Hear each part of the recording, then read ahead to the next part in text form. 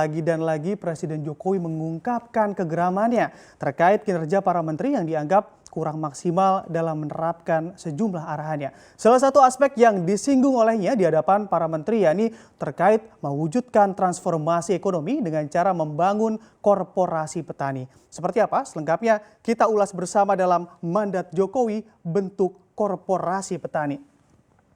Ya, melihat kegeraman Presiden Jokowi dalam beberapa rapat terbatas ataupun ratas yang dilakukannya oleh para menteri saat pandemi memang sudah menjadi hal yang biasa begitu kita lihat di televisi maupun platform media lain. Mulai dari geram karena penyerapan bansos COVID-19 yang tak terserap dengan baik, polemik impor garam, serta yang paling baru adalah Presiden Jokowi geram dengan kinerja menterinya yang tak kunjung menerapkan arahannya dalam membangun korporasi petani dan nelayan di sejumlah provinsi di Indonesia. Hal tersebut juga dapat terlihat dari pernyataannya yang menyebut bahwa sebetulnya kita sudah sering membicarakan mengenai ini dan juga maksud di sini adalah korporasi petani, yaitu mengkorporasikan petani dan nelayan dalam tujuan meningkatkan taraf hidup mereka dan juga sekarang tentu dalam mewujudkan transformasi ekonomi. Lalu mengapa Presiden Jokowi juga nampak segeram itu ya dengan para menterinya begitu, dan memang beberapa kali juga Presiden Jokowi menegur para menterinya karena tak kunjung bentuk korporasi tani. Nah, memang di sini juga bisa terlihat begitu memang sudah terencana begitu memang dari sini terkait korporasi petani. Jelas Presiden karena memang program ini sebenarnya sudah diworo-woro atau direncanakan penerapannya sejak tahun 2017. Namun hingga kini korporasi petani yang diekspektasikan masih dalam taraf wacana saja. Maka dari itu atas ungkapannya tersebut lantas Presiden Jokowi juga langsung memberikan mandat begitu sekaligus target pada kementerian terkait dan juga yakni Kementerian Pertanian dan juga stakeholder untuk sesegera mungkin membuat 2 pilot project korporasi petani di provinsi dalam waktu dekat ini. Untuk Anda yang bertanya sebenarnya apa sih korporasi petani? Nah, korporasi petani ini adalah kesatuan petani yang memiliki produksi unggulan sejenis yang nantinya dikumpulkan dalam jumlah besar dan tentunya juga dapat dikirim ke daerah lain. Begitu dalam hal ini pemerintah harus berperan dalam pemberian bantuan berupa bibit, pupuk, serta traktor untuk meningkatkan produktivitas para petani. Begitupun dengan nelayan, pemerintah juga mengakomodasi kebutuhan para nelayan dalam aktivitasnya mengelola hasil tangkapan. Dan yang terpenting dari korporasi petani ini adalah bagaimana para petani dapat mendapatkan kepastian penjualan produknya pasca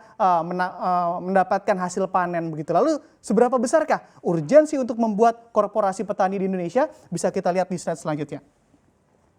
Nah, di sini berbicara mengenai urgensi korporasi petani juga sudah menjadi program begitu ataupun program pemerintah yang memang sudah harus sesegera mungkin untuk dilakukan. Karena bagaimana begitu ya mau swasembada pangan apabila sistem pengelolaan pertanian mulai dari proses on farm hingga out farmnya atau sisi pasca panennya sekaligus sisi bisnisnya tidak berjalan dengan baik. Apalagi korporasi petani juga dapat memberikan skala ekonomi pertanian yang lebih besar begitu karena memang di sini hasil panen petani dapat membuat banyak kuantitasnya dan sekaligus terjaga kualitasnya karena ada aturan yang mengikat para petani dari mulai proses tanam, panen hingga dikumpulkan hasil panennya sebelum didistribusikan. Dengan hal tersebut pula begitu tentunya kesejahteraan petani begitupun juga dengan nelayan tentunya akan terangkat ataupun mempunyai kepastian karena memang ada kepastian penjualan hasil panen sekaligus stabil begitu karena sudah terbentuk sistem pasca panen dalam korporasi petani. Dengan adanya korporasi petani ini juga jelas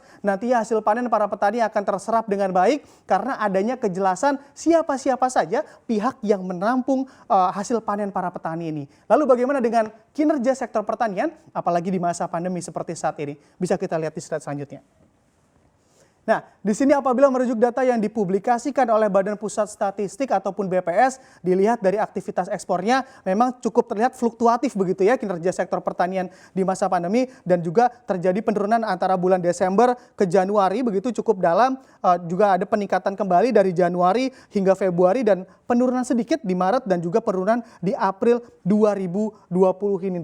Tapi walaupun terjadi sedikit penurunan, namun ekspor dari sektor pertanian masih mampu berada dalam koridor pertumbuhan yang positif. Nah, memang di sini di saat berbagai sektor ekonomi lain harus terkoreksi karena lumpuh dihantam pandemi COVID-19, selain itu pada kuartal 2 2020 sektor pertanian juga masih mencatatkan pertumbuhan di angka 16,24% dan memberikan sumbangsi pada pertumbuhan ekonomi sebesar 0,29%. Dari kinerja yang baik ini sudah sangat tepatlah bagi pemerintah untuk dapat fokus terhadap peningkatan sektor pertanian di Indonesia. Karena apabila melihat realitanya, program korporasi tani ini juga masih ditemukan banyak kendala di lapangan. Bisa kita lihat berbagai kendala tersebut di slide selanjutnya.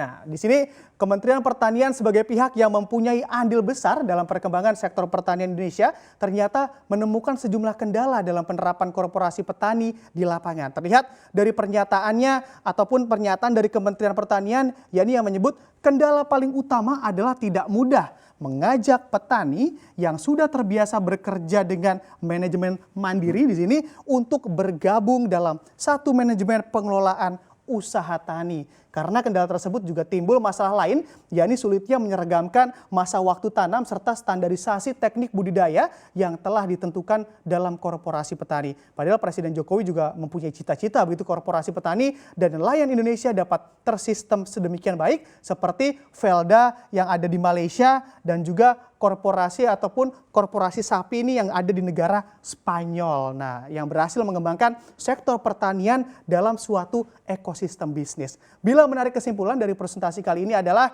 untuk suatu program ataupun kebijakan yang besar tentunya memiliki tantangan dan kendala yang besar pula dari sisi penerapannya. Maka dari itu perlunya keseriusan serta fokus dari pihak-pihak yang bersinergi agar program juga dapat terlaksana dan berjalan sesuai harapan.